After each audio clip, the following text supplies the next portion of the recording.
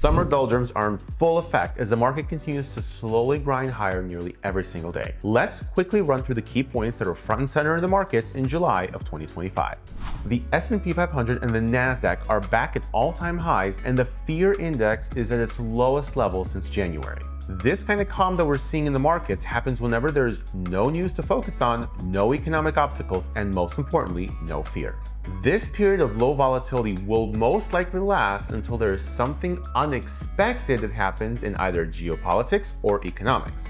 So let's talk about Japan and the EU for a second. They now more or less have both secured deals with the White House. The EU was the last big US ally to close a trade deal with Trump. Now we have the UK, Japan, and the EU back in what I call an area of certainty, where at least for the foreseeable future, there should not be any tension between America's largest allies. The next biggest deal in the timeline, of course, is China, with smaller deals potentially happening earlier with Canada and Mexico. With the China deal expected to take place later this year, however, this leaves a pretty wide gap in the trade war catalysts that could affect the market. What does this mean for traders and investors?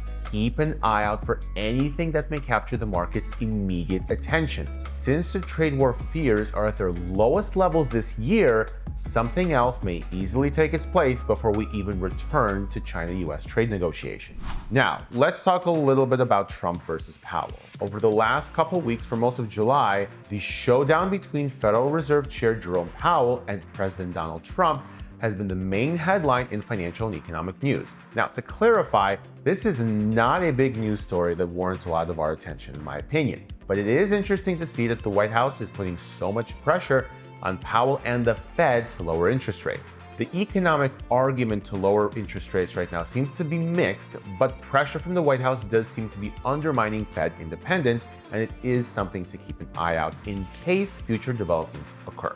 That's pretty much all that's happening in July.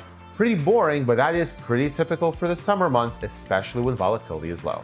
But I'll tell you what's not boring. Subscribe to AK Investing so you can get more content like this and more market updates as the year progresses. I'm Anton Kulikov, and I'll see you in the next one. Bye-bye.